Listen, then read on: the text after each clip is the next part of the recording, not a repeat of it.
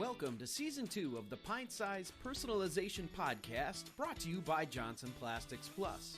In this season, we'll be talking to staff members from Johnson Plastics Plus to learn about how they got their start with the company and what they've learned about the personalization industry.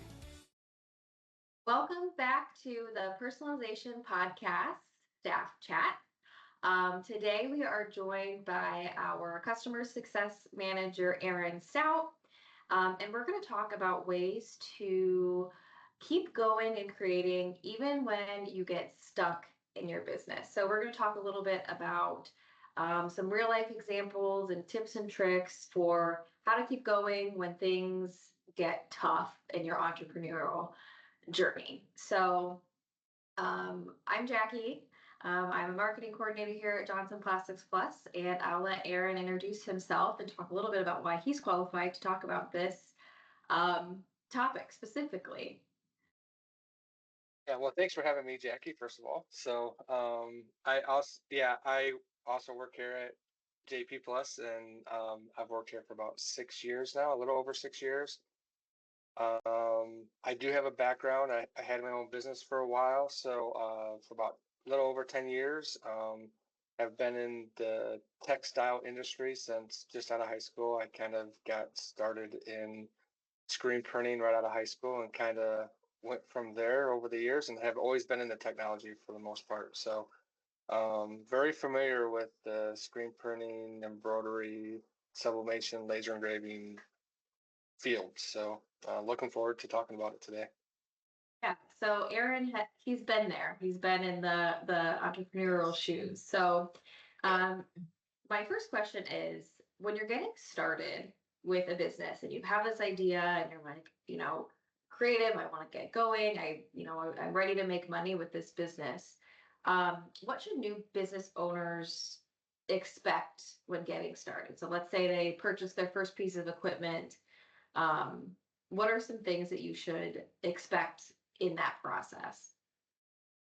I think the people that start out and they're new in the technology, I think that they should expect, no matter how easy the YouTube videos make it look, or no matter how easy anybody says it's going to be, there is a learning curve, and there's a learning curve with every technology. There's something that you're going to need to kind of figure out, to kind of learn, whether it's software based or printer based or the technology itself. So I would always suggest just to put a little bit of a learning curve timetable in starting out, and just give yourself some time to go over the ins and outs of whatever you purchase. So Yeah, so don't buy your printer on Friday and expect to be, selling something on Monday. yes.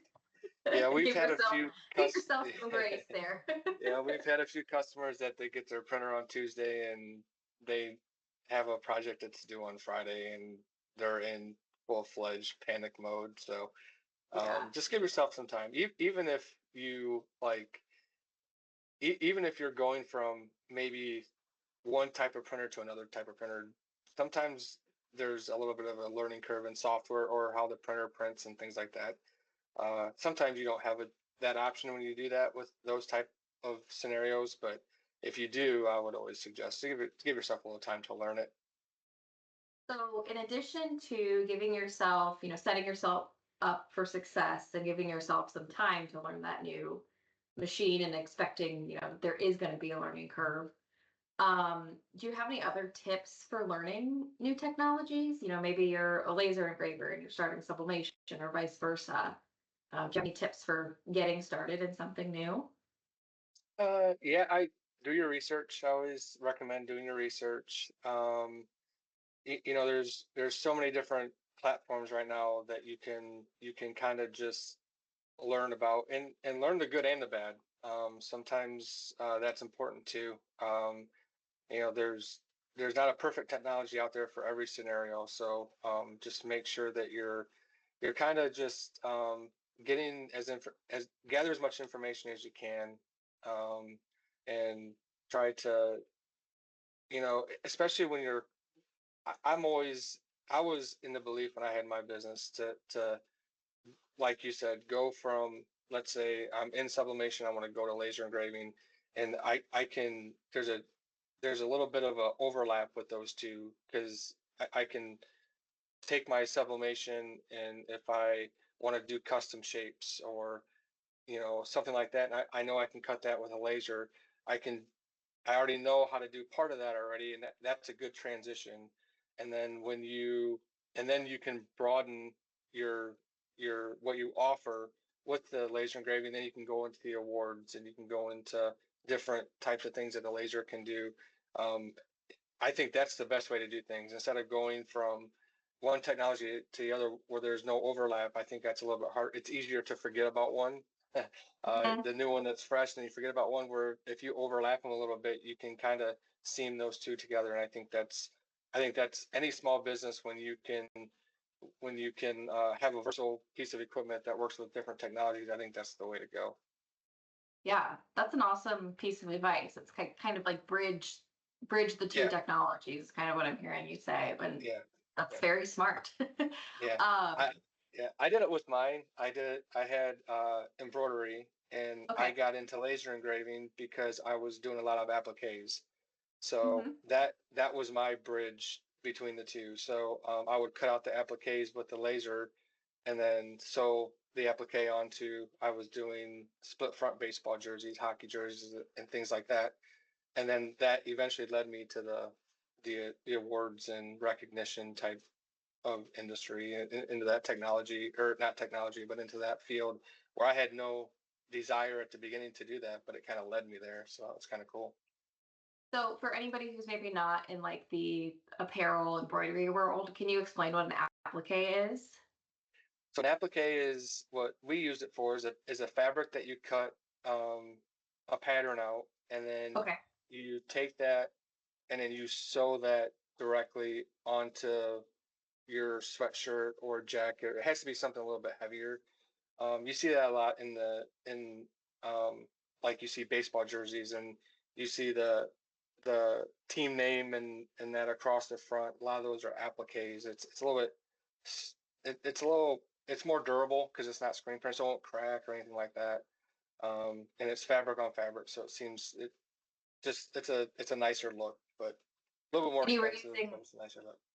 and you were using a laser to cut those out then out Yeah, of the fabric? yeah, Okay. yeah, I just think that's cool because I think that's an application that we might not think of from our point of view at JP Plus, but I think it's a cool way and very practical way to use a laser. So, um, another question I have is for people who are just getting started, and I know it can be overwhelming to get started. Um, what are what are some things to take into consideration when they're setting up the shop with, operations? Do you have any advice for like setting up operations and what to focus on? yeah, I think starting up it's always exciting and nerve-wracking at the same time because you never kind of know what to expect. So, um, my recommendation with starting out is just have a vision. Everybody. What's really cool and what I've really learned about this job is that every business out there, every small business is like a fingerprint. Everything's different. Everybody has their own story. Everybody has their own way of or own thought on why they started, from having an idea to always wanting to do something, to maybe they got something that they thought they could do better and wanted to get into that. There's tons of different stories out there, and so just and I always thought that having a little bit of a vision, like maybe ahead of the game too, a little bit, like where do you want to go in a couple years, just having an idea on how you want to get there. And you know what, there's probably a good chance it's not going to go the way you think, because things change so often. We'll get into that in a um, yeah, second. yeah, but I think that's important. I think the other thing that's really important, and I don't know, it's been a few years since I've been in had my own business, but I took some business. I had no desire to have my own business, and it just kind of fell into my lap a little bit. But I took some business classes, and one thing that I learned that I think is important is there's three ways to make up your business, and it's there are three things that make up your business. It's um, your price, of course, your quality of work, and your turnaround time. And what I was taught was a small business, you want to do two out of the three. You want to have um, you don't really have the resources to do all three. And what I mean by all three is you can't have the highest quality, the quickest turnaround time, the cheapest prices. You just physically can't do it. You probably could. I don't want to say you can't, but it's ideal to have two out of the three. And whether that's for me, it was I focused on my quality. I wanted everything that went out of my shop was the customer knew that it was as good as we could do. It was good. We never had anything come back. And the other thing was I wanted to be competitively priced. So that third thing was the turnaround time, and that was the thing that I was a little bit longer in turnaround time, but I always made sure I met that criteria. So I always try to keep things around 2 to 3 week turnaround time, but my quality was and my pricing was that way. It's easier to stay consistent, I think, that way. I think then if you need to switch it, so like if someone, let's say someone brings an order in and they need a rush job within that turnaround time, you can flip it, you can charge more. And so now you're still hitting two out of the three. And you can say that you got paid for overtime or whatever. But I think that's really, really important because I think you got to have something, you have to have a base on how to run your business. And I think when I look back and I see businesses and I talk to people, you can kind of figure out where they're going. And things have probably changed on how they word things now from back then, but I still think it stays true today on how businesses are run and the people that are doing it, having success with it. So Yeah, and I think it helps, to your point, kind of, there's so many things to think about when you're starting a business. It helps you kind of focus and prioritize, like you said, like your top two priorities were, um, you know, quality, and competitive pricing. yeah, Yeah. quality and pricing. Yeah. It can those are the two things that you think of first, when Yeah. you're making business decisions. So I think that's a great, yeah, I think that's helpful to kind of keep you going and started. Before we get into pivoting, is there anything else that you want to comment on or give any tips and tricks to people who are getting started of like how to set up shop? Yeah, I think um, ha- I I think one another thing when you're setting things up, you always want to have a good workflow. I mean, that's always important. You always want to make sure you have everything that you need as well. I would always try to say, if you can, don't cut corners, because that cutting corners can sometimes affect the quality. Sometimes things break down, and then you don't, you missed a due date, then things like that. So, and I would also recommend is getting a network of different businesses that you become friends with and get to know. I think that's important. You can build relationships that way. You can talk to them about, you know, even if it's in the same, even if it's in the same technology. Um, there's plenty of work out there for everybody. Everybody's going to have their own, you know, things that they do, their specializations of those technologies. And sometimes talking to somebody and learning what their kind of troubles were and how they struggled, maybe that can maybe help you. There's so many factors. I have so much respect for people that own their own business.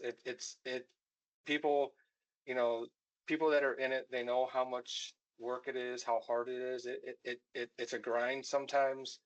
And, sometimes people just think that it's all, cherries and rainbows because you can have your own hours and this and that. But, Mhm. and there is perks to it for sure. But there's some hard work involved too, and late hours and things like that. Especially people that are doing stuff on the sides and doing it as a second job. There's a lot of work involved in it. So Yeah, and like you said, it's hard work, but there's definitely a payoff. And I'm gonna give a shameless yeah, plug for you mentioned, kind of building a community around you of like-minded people with other small business who are maybe facing the same kind of challenges and triumphs.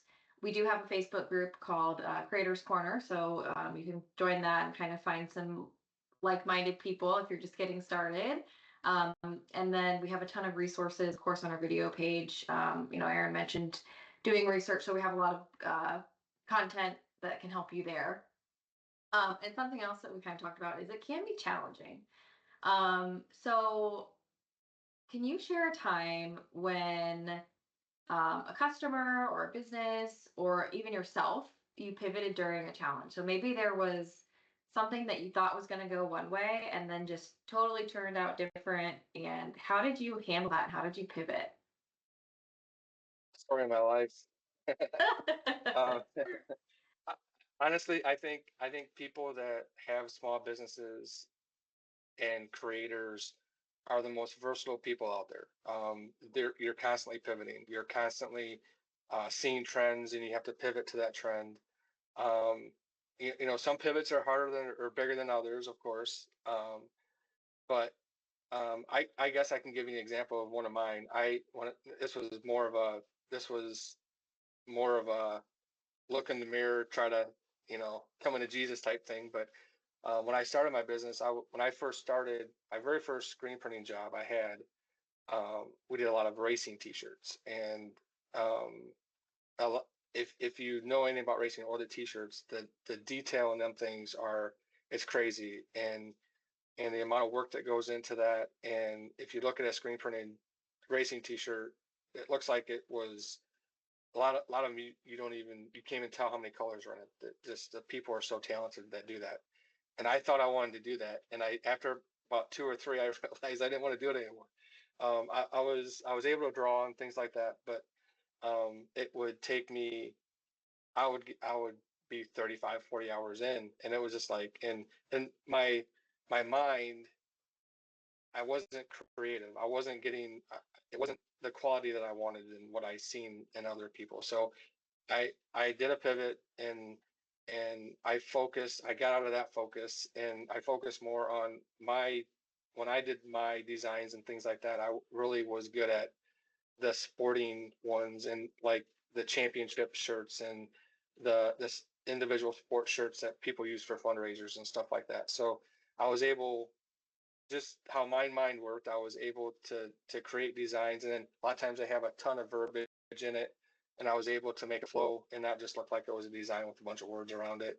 I was able to make two color designs look like three and four color designs based off of using the shirt color and different ways to use the ink and things like that. So I did a pivot early on where I'm like, yeah, the racing stuff's not gonna work for me, and so that was a pivot for me. I've worked with a couple customers that had to do some pivots.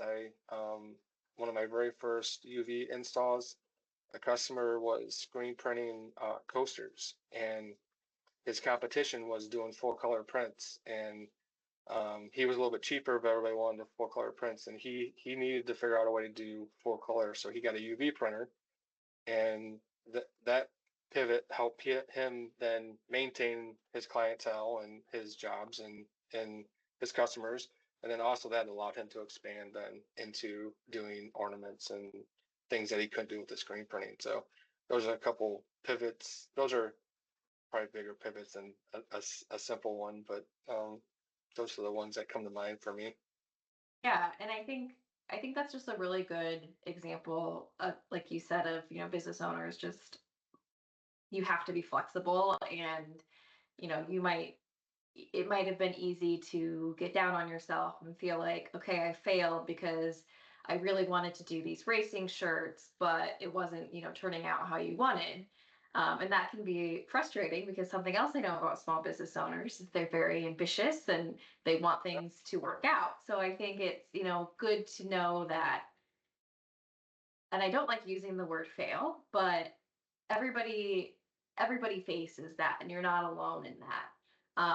So I think another question I have is, are there any common roadblocks that personalization businesses face when getting started, and do you have any tips for how to um, overcome them?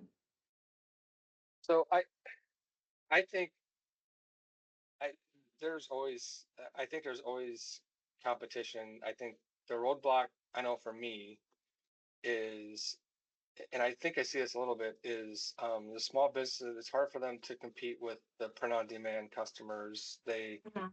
The bigger companies that are just, they're charging customers, their price is so cheap, and sometimes you're like, I can't even get the goods for that cheap. Um, I would say anybody that's new into a small business and or is even in business, I would always recommend, and I feel like this worked for me. You're always going to lose customers. You're always going to have those challenges. But if you can build a really good loyal customer base where you do good work, they know what work they're going to get from you. You're always on time. You're always they know exactly you and your expectations of what's going to come out the door. I think that helps with that roadblock because you will start to see the return orders, and the loyal customers will then spread the word like, no, you don't go to the person off the website that can do it for pennies on the dollar, because you might get something that's going to be completely crap and they don't even care. And you know where you're going to get from, you know, the person I always go to. I'm always happy with their work.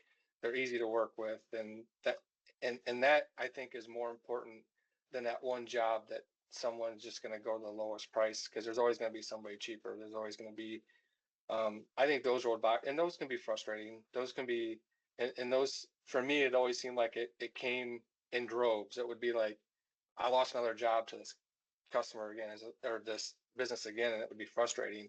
And then it would always seem to bounce back, and all of a sudden it would kind of balance itself out. I Yeah. think those type of things can be hard, but that's I think that's a common roadblock for any small business. Yeah, I think that's a great piece of advice. It's kind of like, don't get caught up in that race to zero, and you Yeah, can you yeah, can find where your value is in that small business. And I think you made a really good point of like for the most part, as compared to like print on demand, big business kind of thing, a smaller business is going to, as compared to that business, care a lot more. Like you said, you're going to have those word of mouth customers, and then they're going to be customers for longer. So rather than feeling down on yourself about losing that one job, be like, okay, that's all right, it wasn't the right fit, but focus on those customers who are going to keep coming back and building that network of customers. Um, so another question I have is, how do you know when it's time to try something new? And are there any like steps that you recommend if a customer is, really seeing a dip in sales? So, maybe they're just not getting orders coming in, or um, what's a good indicator that maybe it's time to like pivot or try something new? Or how did you know when it was time to, maybe let go of or loosen your grip on the racing t-shirts? Like what kind of gave you the inkling that it was time to freshen things up or pivot a little bit? So I think I think when you're I think in life in general, but I think especially when you're a small business and you're feel like you're getting some challenges, I think it's really important to self-reflect and kind of look at why are we, if you're losing jobs, why am I losing the jobs? In am I constantly too expensive? Is it that they need, everybody seems to need it sooner? Maybe it's just a change in what we talked about before. Maybe having the the turnaround time, maybe that's not working. Maybe I need to go. I'm going to be have a quicker turnaround time, but I'm going to up my prices a little bit. So that way, having a quicker turnaround time and up prices, you're going to have maybe less jobs, but you're going to be able to turn more. Wait, yeah, you're going to have less jobs, but you're going to be able to turn them around quicker. Right. So I think self-reflecting is huge. Is it like if uh, is all of a sudden am I getting a lot of returns that people aren't happy with the quality? Like I think all that's important.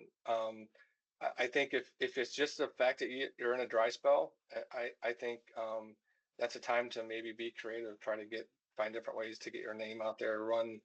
Um, I think it's maybe try to find a way to draw up new business. I think one way that worked for me at the beginning, I had just an embroidery business. So I knew I grew up in the screen printing world, but I knew that not all screen printers had embroidery businesses, and a lot of people contracted that out. So I went to different screen printing places and said, "Hey, I offer embroidery." So like you could do it with sublimation. You go to a screen printing shop and say, "Hey, or any type of decorating place, and say, hey, I offer sublimation. If you have somebody that comes in that wants it, would you want to do maybe offer me, I can give you a quote, I can do it for you, and then contract work basically.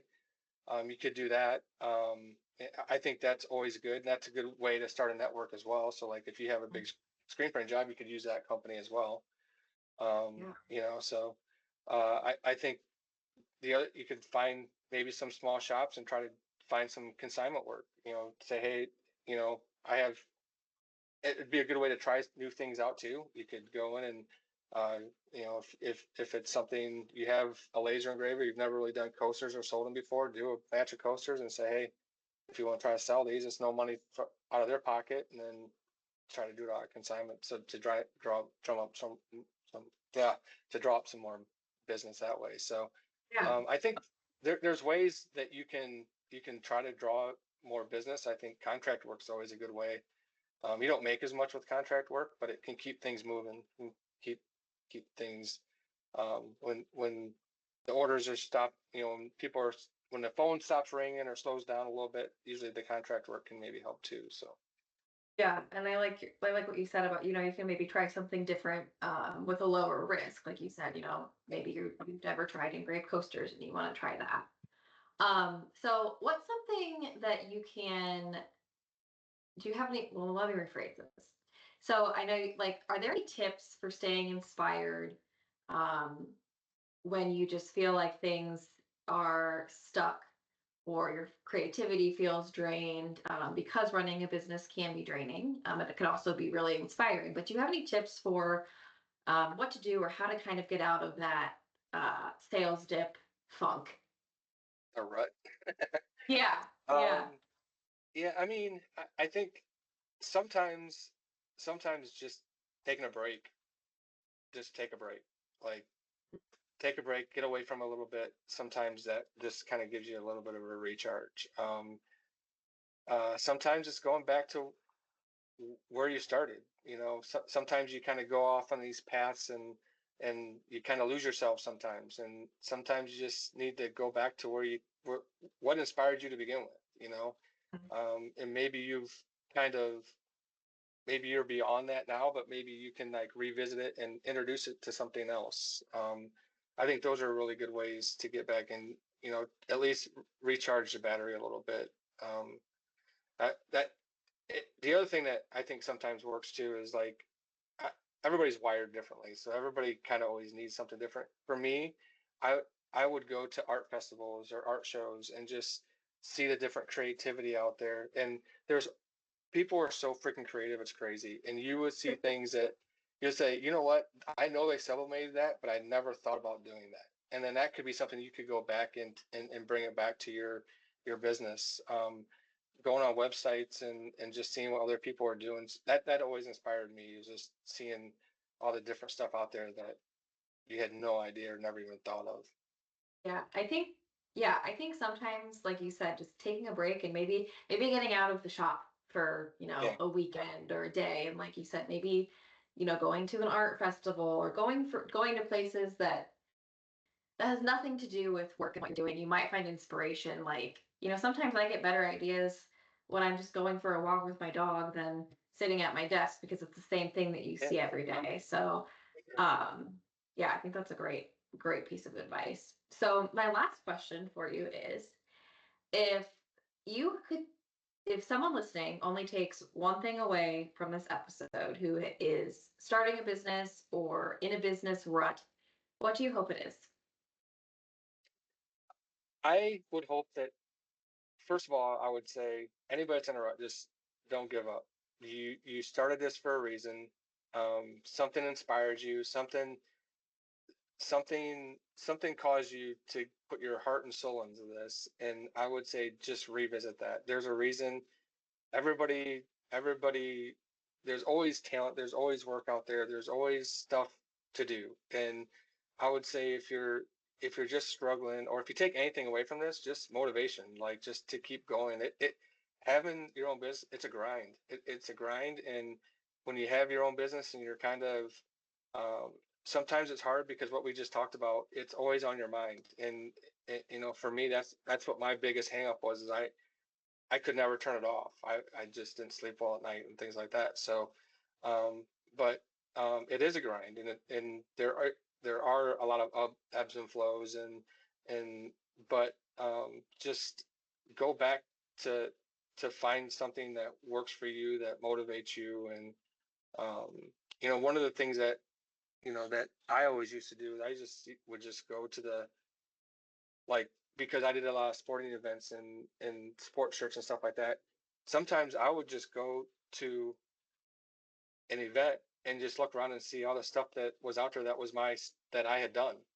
And I went from feeling sorry for myself to all of a sudden feeling proud, because I'm like, there's a lot of stuff out here that I did. You don't even realize it when you're in it. And sometimes just walking around, just especially when you're in a small town, I know not everybody's in a small town, but if you go around and just revisit stuff, rewind a little bit and just realize everything that you've done and all the accomplishments. Like, I'm sure you started at this point and your knowledge has gone tenfold. Like, just sit back and just reflect a little bit on how far you've come, because sometimes when you're constantly going forward and you're in that race, sometimes you don't even realize how far you've come. Sometimes it's good to stop and turn around and see how far that distance actually was. It's kind of a weird concept, but I mean, no, I get it. I think, this episode was kind of about the ruts that you can get in a business, but on the other side of that, and I think that's kind of the goal is, there's so many highs, and it's just kind of, don't get stuck in those lows, and like, you're not alone. You're not,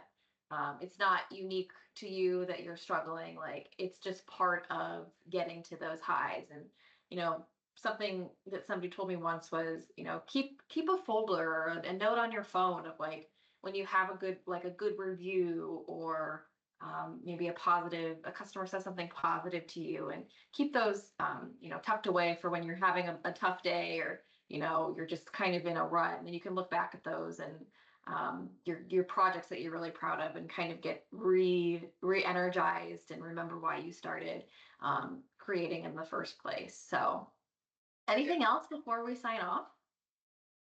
No, I had fun. Thanks for inviting me in. Yeah. I love talking about this kind of stuff. So hopefully somebody gets something out of it. Thank you to our friend Aaron for joining us today on the Personalization Podcast. We covered everything from what to do when your ideas aren't working, how to get started in your small business, and a few ideas about how to optimize workflows. Thanks for watching. We'll see you around on the web.